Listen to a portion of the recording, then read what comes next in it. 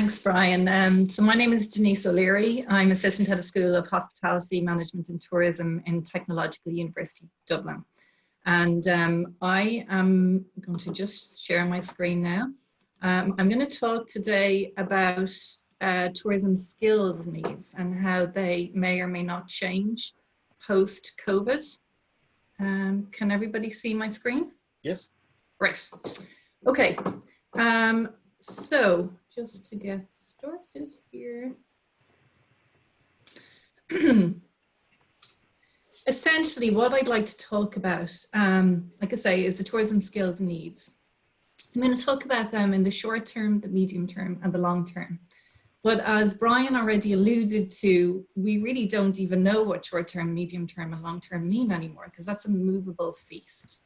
We have a stop-start probably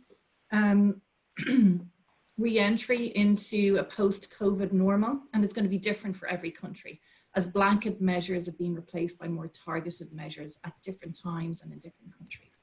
But bearing that in mind, I'm going to talk about COVID and post-COVID.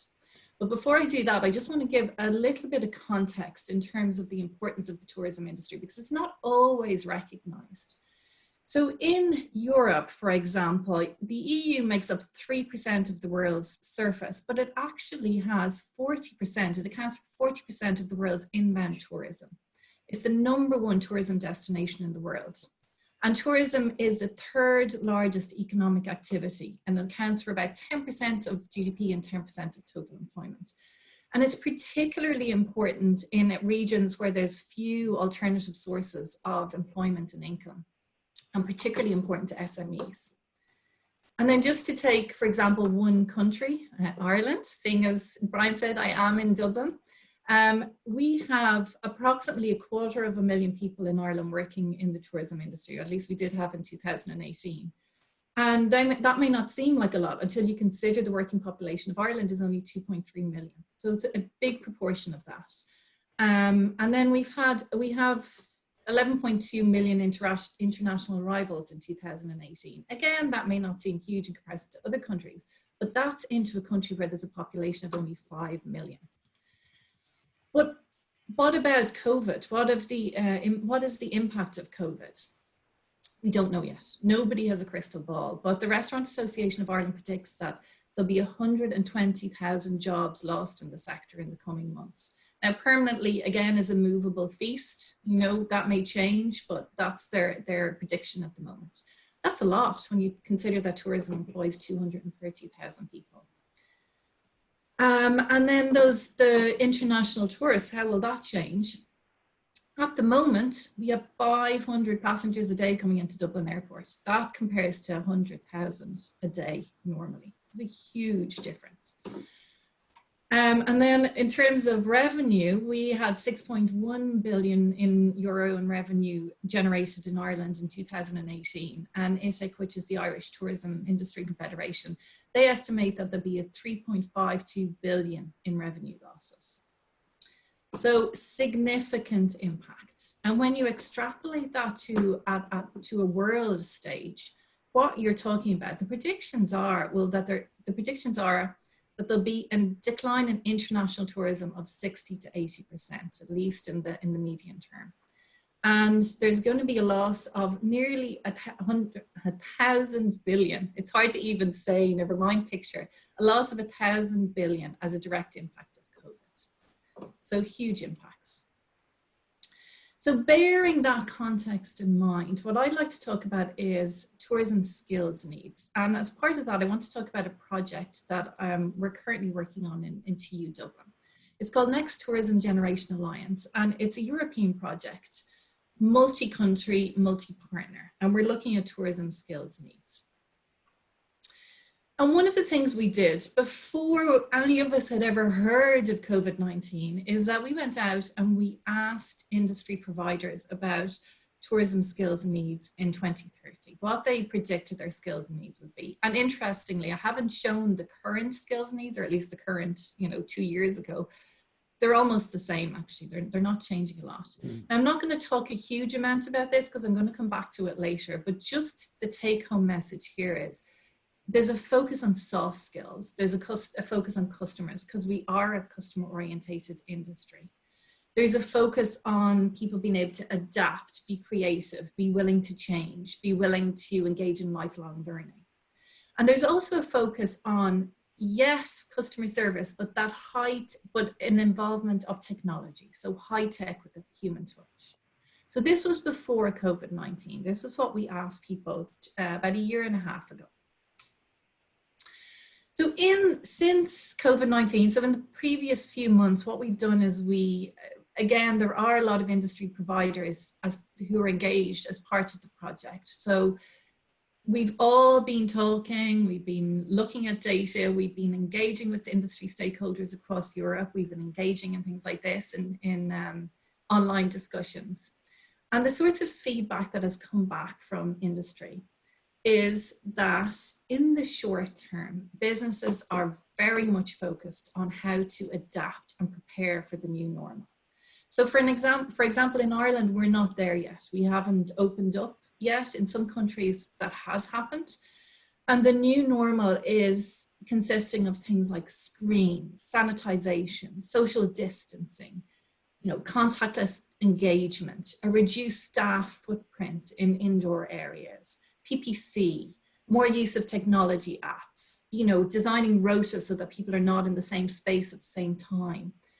So all of those things, it's a very practical focus, and the focus is still on customer service, but there's a balance there. It's a balance between customer service and ensuring the health and safety of customers. So it's trying to find that balance and trying to get it right. That is what's on people's minds at the moment. And one of the things that industry is very much focusing on is meeting customer expectations and how to do that. So customers now you need to instill confidence. They need to know they're safe if they come and they visit your attraction, or they stay in your hotel, or they engage with the industry. Networks are becoming more important. So people are networking more. Now we were always a highly networked industry in comparison to lots of other industries, but people are finding that's even more important. This is nobody's ever dealt with anything like this before. So that knowledge that can be gained from engaging with other people is becoming more and more important. There's also a focus on staff trust. So staff are putting their health into their employers' hands and into their peers' hands, into the hands of other staff. And they need to be able to trust that they will be healthy and safe. So that's another thing that is really, an impact or people are focusing on in terms of the short term. And interestingly, already people are looking at adapting to new customer bases and are actively going out there to seek new customers. So for example, if you're a hotel that depends on conference business or depends on weddings, there's no future in that in the short term. So you have to go out and find a new customer base. So a lot of industry providers are doing that. And things like travel agents and tour operators are looking into the possibility of, say, air bridges between specific countries and specific regions. So there's lots of different things that people are looking at and doing. So that's in the short term, because the short term, the focus is on this new normal, our short-term new normal.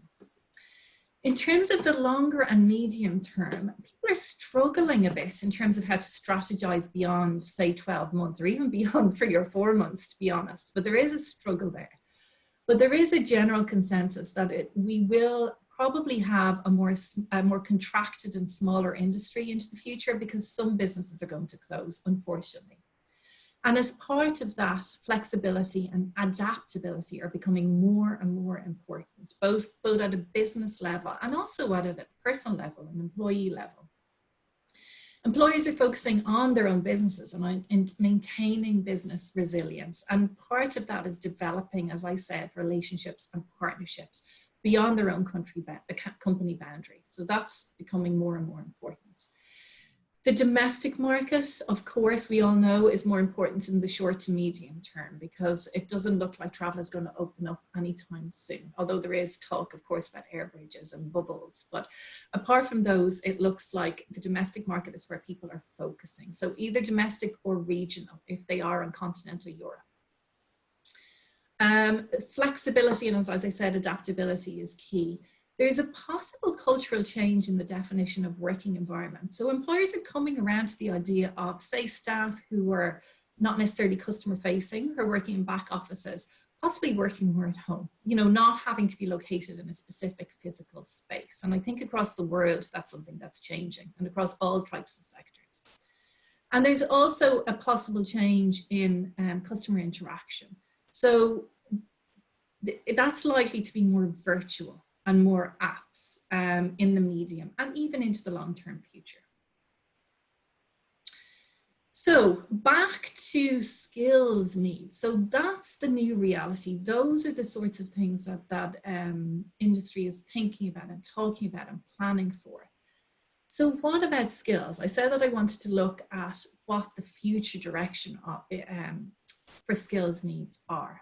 And as a project in NTG, one of the things we're looking at is, do we need to completely change our focus? Were we wrong in focusing on what we were focusing on in terms of the skills needs? Well, as it turns out, the feedback is no, actually the focus was correct, because what employers were always aware of was that soft skills are really important and customer orientation is key in this industry, and that has not changed. So soft skills are still really important. What is becoming more important are those transversal, transferable skills and individual staff members with a multi-skill set. So if, for example, your own business contracts, then, and there's less staff working there, then there's a chance that those staff will have to work across different functions. So they need to be adaptable. They need to have a multi-skill set. There was a focus on unique, customized, personalized experiences in tourism. That's what we were fed. That was fed back to us a year and a half ago. That's becoming even more important. There's not going to be the same focus on, you know, 120 people getting into a coach and going somewhere. People want those personalized experiences, especially in the medium term, but then even into the long term as well. Digital knowledge is becoming more important because, as I said, there's a focus now on high tech with the human touch. That was a focus for employers before COVID. It's becoming more and more important. So people are engaging more with apps, either they're engaging more with their customers through the virtual space, obviously, because they can't meet them face to face now. And that will remain important. That's not going to change probably after we get back to our normal. And lifelong learning was always a focus, and it continues to be a focus. Staff need to be trained to change. So in terms of just, is there anything that has come out of those conversations that's a little bit different? Well, yes, I suppose the context that people are talking about in now is the context of crisis management. So health and safety has become more important. But that feeds into that idea of adaptability, multiple skill sets, flexibility on the part of employees. Sustainability is also something that came up, and it was interesting, there was mixed messages on that. So some people felt we would become more sustainable into the future because, you know, the earth has been given a chance to breathe. We've all looked at a different way of operating.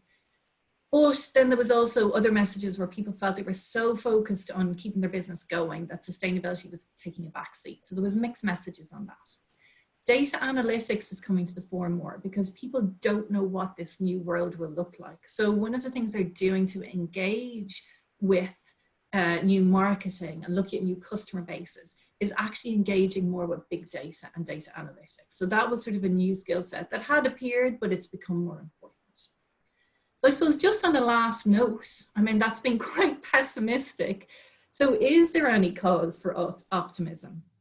And I suppose there is. I mean, certainly what's come back from businesses is that they're taking the opportunity to train staff, to develop different digital approaches to doing business, to invest in their IT infrastructure, and to focus on different customer bases, not to be stuck in their comfort zone, to actually look outside it. And I read an STR report recently. So STR are a big data company that report on different sectors, including tourism. And one of the areas they're looking at the moment is China. So they talk about on the 26th of April, there was a 50% difference in occupancy rates from 2019. So there was half less people staying in hotels. Denise, I'm going to I'm going to put on my time Nazi hat here. I want to try and keep things on time as much as possible. So if we could wind up. That I had literally one more sentence. Great. So the sentence is, on the 4th of May, then, it was actually, that had changed. It become a 33% difference. So that gap is closing. So China is out there at the moment, they're ahead of us. So if we keep an eye on what's happening there, there is a cause for optimism as occupancy is increasing and prices are not dropping. Thank you. Ending on a note of hope, which is important.